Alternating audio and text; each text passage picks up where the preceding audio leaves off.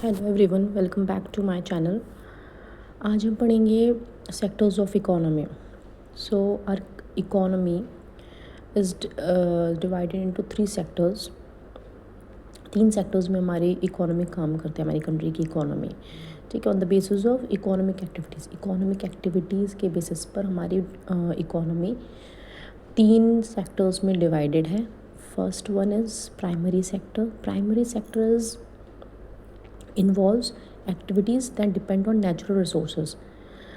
वो सारे एक्टिविटीज़ जिसमें हम पूरी तरह से नेचुरल रिसोर्सेज पर डिपेंड हैं, जैसे हम एग्रीकल्चर करते हैं, खेती बाड़ी करते हैं, सो हम नेचुरल रिसोर्सेज पर डिपेंडेंट हैं। ठीक है, फार्मिंग कर रहे हैं, एनिमल हस्बेंड्री पशुपालन कर रहे हैं, फिशिंग कर रहे हैं, फॉरेस्ट्री, यानी कि ऐसी एक्टिविटीज़ जहाँ पर हम नेचुरल रिसोर्सेज को एक्सट्रैक्ट कर रहे हैं।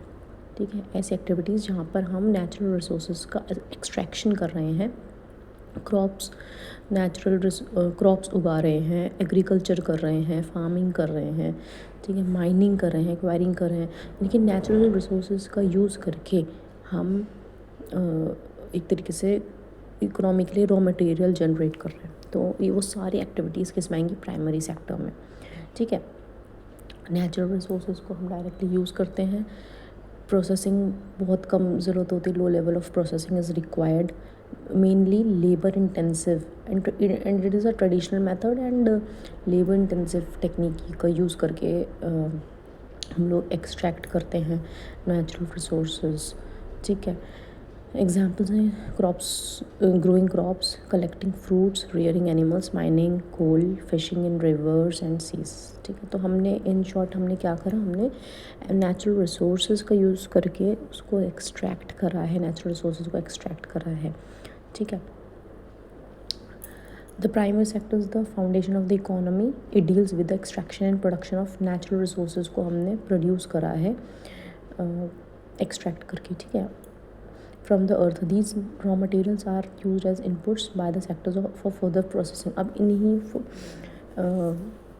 रॉ जो भी हमने एक्सट्रैक्ट करा है, it will be used as a raw material for further processing, है ना, by the different sectors.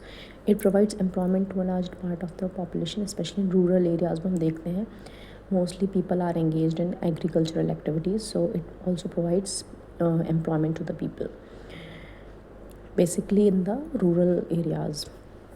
So second is secondary sector. Secondary sector, it involves activities that transform raw material into finished goods or semi finished goods. अब ये raw material हमने जो extract करा है natural resources से, अब ये भी तो transform किए जाएंगे।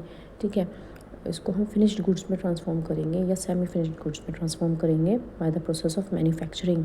ठीक है, इंडस्ट्रीज़ की हेल्प लेकर मैन्युफैक्चर करेंगे इस रॉ मटेरियल को फिनिश्ड या सेमी फिनिश्ड गुड्स में। ठीक है, फॉर एग्जांपल हमने कार बनानी है, टेक्सटाइल, सीमेंट, रोड्स बनाने हैं, हाउसेस, ब्रिजेस बनाने हैं, इलेक्ट्रिसिटी जनरेट करनी है, पानी हमने एक्सट्रैक्ट करा नेचुरल रिसोर्सेज से लिया, फिर उसको कन्वर्ट करें इलेक्ट्रिसिटी में प्रोसेसिंग के थ्रू। या हमने what it includes manufacturing industries, construction का काम हो गया, इलेक्ट्रिसिटी और वाटर सप्लाई, गैस सप्लाई। ठीक है, तो इसमें हमें it involves processing and manufacturing. ठीक है, it needs processing and manufacturing. It uses machines and technology और हायर कैपिटल इन्वेस्टमेंट की ज़रूरत है। ऑब्वियसली हम जब इसमें प्रोसेसिंग करेंगे रॉ मटेरियल को फिनिश या सेमी फिनिश गुड्स में, तो we will need higher capital investment. So the secondary sector converts raw materials obtained from the primary sector into finished or unusable products. It adds value to goods through processing and manufacturing. It plays a key role in industrial development and increases the income and standard of living. ठीक है, तो हमने क्या करा, जो भी हमने extract करा था रॉ मटेरियल, उसको हमने फिनिश्ड और सेमी फिनिश्ड गुड्स में कन्वर्ट करा प्रोसेसिंग से, इंडस्ट्रीज़ में। ठीक है ना, मैन्युफैक्चरिंग इंडस्ट्रीज़ में हमें कोई कार बनानी है, हमने रॉ मटेरियल एक्सट्रैक्ट कर लिया। ठीक है, फिर हमने उसको मशीन्स में उसको यूज़ करके कार बनाई। टर्शरी सेक्टर क्या होता है, ये हेल्प करता है जो भी हमने रॉ मटेरियल बनाया, जो भी हमने फिनिश्ड गुड्स बनाया, उसको एक जगह से दूसरी जगह पहुंचाने में ये सपोर्ट करता है। तो it involves all the activities that provide services to support production and distribution of goods. ठीक है। It provides various services that help the smooth functioning of the economy smoothly चलती रहा है उसकी फंक्शनिंग के लिए टर्शियरी सेक्टर सर्विसेज प्रोवाइड करता है। जैसे हम एजुकेशन सर्विसेज देते हैं, ट्रांसपोर्ट की service, communication service, banking, insurance, real estate, hotels, trade, tourism, health care, entertainment. So it provide services, not physical goods provide नहीं करता, ये सर्विसेज प्रोवाइड करता है। जैसे स्किल्ड और नॉलेज बेस्ड सर्विसेज, एजुकेशन दे रहे हो, that is not a physical thing to impart, it is a service. ठीक है। स्किल्ड और नॉलेज बेस्ड होती है, growing fastest in many economies. Examples, transporting people and goods, providing education, medical services, banking, IT services, tourism. ठीक है। तो ये क्या करता है, सपोर्ट करता है both production and consumption by enabling transport, communication, finance, trade, education, healthcare, and other services. It is the largest employer in many developing countries. ठीक है। तो समरी क्या है, प्राइमरी सेक्टर तो रॉ मटेरियल प्रोवाइड करता है, सेकेंडरी सेक्टर उसको transform करता है, उस रॉ मटेरियल को गुड्स में ट्रांसफॉर्म करता है, फिनिश्ड और सेमी फिनिश्ड गुड्स में।